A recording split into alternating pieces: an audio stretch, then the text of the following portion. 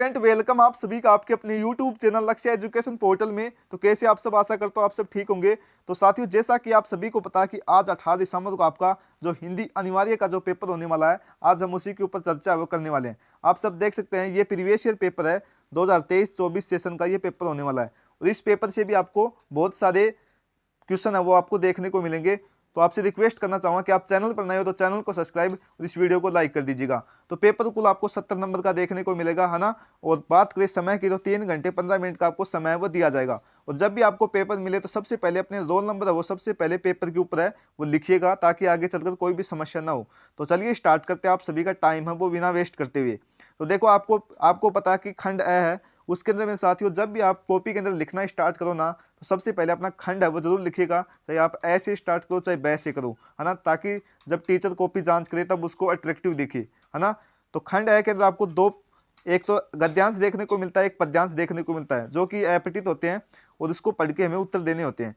तो मैं इसके सीधे क्वेश्चनों के ऊपर बात करता हूं, मैंने इस पैसेज को पढ़ लिया है। तो पहला क्वेश्चन है कि समाज में किसको पहचानना कठिन है। तो क्या हो जाएगा, वो हो जाएगा सच्चे मित्र को पहचानना कठिन है। दूसरे की बात करें साथियों कि संपन्न लोगों से लोग कैसा व्यवहार रखते हैं। तो कैसा व्यवहार रखते हैं, लोग उसके मित्र है वो बन जाते हैं, है ना। और अगले की बात करें सच्चा मित्र की कब पहचान होती है, तो वो होती है मेरे साथियों विपत्ति की घड़ी के अंदर। अगले की बात करते हैं किस प्रकार के लोगों के प्रति उदासीनता का व्यवहार करते हैं लोग। तो किस प्रकार के व्यक्तियों से करते हैं, तो वो करते हैं मेरे साथियों गरीब व दुखी लोगों से। अगले की बात करते हैं वास्तविक शब्द का मूल शब्द का प्रत्यय क्या होगा, तो वो हो जाएगा मेरे साथियों, क्या नाम है, वास्तव प्लस इक, है ना। अगले की बात करते हैं उपयुक्त गद्यांश का उचित शीर्षक है वो आपको बताना है। तो क्या हो जाएगा, सच्चा मित्र आपका उपयुक्त शीर्षक हो जाएगा। अगले की बात करते हैं, ये देखो अपठित गद्यांश था वो तो, और ये पद्यांश है, ध्यान से देखना आप ना, और इसको भी उत्तर देने का प्रयास करते हैं। तो आप पढ़ सकते हैं पढ़ना चाहो तो, और मैं इसके उत्तर वो आपको बताने का प्रयास करता हूँ जल्दी जल्दी। सुख दुख में मुस्कुराते हुए कैसे रहना चाहिए, तो वो रहना चाहिए मेरे साथियों धीरज से, है ना। कैसे रहना चाहिए, धीरज से। अगले की बात करते हैं आकुल अंतर की पीड़ा किसे सहनी चाहिए, है ना। तो किसे सहनी चाहिए, तो बिल्कुल क्या हो जाएगा, ऑप्शन नंबर ए यहाँ पर राइट जवाब होगा, यानी कि राष्ट्र के लिए। अगले की बात करते हैं, दूसरा क्या है कि सॉरी तीसरा क्या है कि मातृभूमि जन्मभूमि और खालिस्तान मेरी उपयुक्त शब्द में खाली स्थान को भरना आपको। तो क्या आ जाएगा, खाली स्थान को भरोगे तो क्या भरोगे, तो बिल्कुल यहाँ पर देवभूमि आपको भरना है। अगले की बात करते हैं भारत का अंगना कब मुस्कुराए, कब मुस्कुराए, जीवन भर मुस्कुराए, ऑप्शन नंबर ए यहाँ पर राइट जवाब होगा। अगले की बात करते हैं माता शब्द के लिए पर्यायवाची शब्द बताना है, तो वो हो जाएगा जननी, ऑप्शन नंबर ए यहाँ पर राइट जवाब होगा। अगले की बात करते हैं वीर शब्द का विपरीत क्या है, तो वो हो जाएगा कायर, ऑप्शन नंबर बी यहाँ पर राइट जवाब होगा। अगले की बात करते हैं, ये देखो बुक से हैं जो कि वस्तुनिष्ठ प्रश्न है, बुक्स के द्वारा दिए हुए हैं। तो झुज पाठ के नायक कौन है, तो वो हो जाएगा मेरे साथियों Anand Yadav, option number A यहाँ पर राइट जवाब होता है। अगले की बात करते हैं यशोधर बाबू किसको आदर्श मानते थे, किसको आदर्श मानकर चलते थे, तो वो मानकर चलते थे कृष्णानंद पांडे को, ऑप्शन नंबर बी यहाँ पर राइट जवाब होगा। अगले की बात करते हैं तीसरा क्वेश्चन की भक्तिन का वास्तविक नाम क्या था, तो वो था मेरे साथियों लक्ष्मीन, यानी कि अर्थात लक्ष्मी, ऑप्शन नंबर ए यहाँ पर राइट जवाब होगा। अगले की बात करते हैं पतंग कविता के कवि कौन है, तो वो हो जाएगा मेरे साथियों आलोक धनवाजी, ऑप्शन नंबर बी यहाँ पर राइट जवाब होता है। अगले की बात करते हैं तीसरा क्वेश्चन आपको रिक्त स्थान का देखने को मिलेगा। तो रिक्त स्थान के अंदर क्या आएगा कि हिंदी भाषा की लिपि है, खाली स्थान के अंदर कौन सी लिपि है, देवनागरी, देवनागरी, देवनागरी लिपि है हिंदी भाषा की, ना। अगले की बात करते हैं साथियों की पुलिस देखकर चोर चौकन्ना हो गया वाक्य में कौन सी शब्द शक्ति है, तो वो है मेरे साथियों लक्षणा शब्द शक्ति, है ना, लक्षणा शब्द शक्ति, है ना। इसके अंदर ये वरना आपको। अगले की बात करते हैं कि 3 बेर खाती थी वे 3 बेर खाती हैं वाक्य में अलंकार है, तो कौन सा अलंकार हो जाएगा, यमक, यमक, यमक अलंकार हो जाएगा। अगले की बात करते हैं कि एबिलिटी शब्द का परिभाषक शब्द लिखिए, तो क्या हो जाएगा क्षमता, क्षमता एबिलिटी का परिभाषिक शब्द है। अगले की बात करते हैं खंड व यहाँ से देखने को मिलता है आपको, है ना। और इसके अंदर आपको अति लघुतरात्मक प्रश्न, सॉरी लघुतरात्मक प्रश्न है वो देखने को मिलेंगे। क्या पूछ रहा है कि बच्चे किस आशा में नीडों से झोंकते हैं, तो माता पिता की आशा से। अगला है कि लेखक ने सीरीज को कालजयी अवधूत कैसे कहा है, क्योंकि वो आप सभी को पता है कि गर्मी सर्दी सभी के अंदर समान रूप से खड़ा रहता है, उसको कोई प्रभाव नहीं होता है ना, डटा रहता है। अगला है कि यशोधर बाबू बिरला मंदिर जाकर क्या करते थे। तो आप सभी को पता ही है कि यशोधर बाबू है वो बिरला मंदिर जाकर पाठ प्रवचन करते थे और वे परंपरावादी व्यक्ति थे। अगला है कि सिंधु घाटी सभ्यता के 2 महानगर कौन से हैं। तो महानगर कौन से हैं 2, एक तो हड़प्पा हो जाएगा, हड़प्पा, और दूसरा है मेरे साथियों मोहनजोदड़ो। कौन सा हो जाएगा, मोहनजोदड़ो। ये आपको याद करना है ना। अगले की बात करते हैं। अगला क्वेश्चन है साथियों कि आधुनिक युग में जनसंचार का सबसे पुराना माध्यम, तो वो जगह मेरे साथियों प्रिंट माध्यम, प्रिंट या मुद्रित बोल दो आप, एक ही बात है ना, ये आपको याद करने हैं। अगले की बात करते हैं इंटरनेट क्या है और इसकी उपयोगिता बताइए। तो इंटरनेट क्या है, इंटरनेट कंप्यूटर और डिवाइस का एक विशाल नेटवर्क है जिसके माध्यम से हम सब एक दूसरे से जुड़े हुए हैं और इसके माध्यम वो आपको बता देना है उपयोगिता।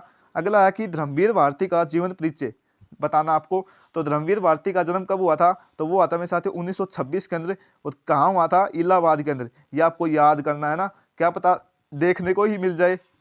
और बात करें इनकी मृत्यु की, कब हुई थी इनकी मृत्यु, तो मृत्यु हुई थी मेरे साथियों 1997 के अंदर। 1997 के अंदर इनकी मृत्यु है वो होती है ना, ये आपको याद करना है। अगले की बात करते हैं साथियों कि इनकी रचना क्या क्या है। तो रचना हो जाएगी मेरे साथियों कन्नूप्रिया, 7 गीत वर्ष, ठंडा लोहा, मुर्दों का गांव, है ना, ये आपको याद करने हैं। अगले की बात करते हैं अथवा के अंदर चाहो तो आप ये भी कर सकते हो रघुवीर साय का। तो रघुवीर साय का जन्म कब हुआ था, तो वो आता है मेरे साथियों 1929 के अंदर, 1929 के अंदर लखनऊ उत्तर प्रदेश के अंदर, है ना, और ये दूसरे सप्तक के प्रमुख कवि हैं।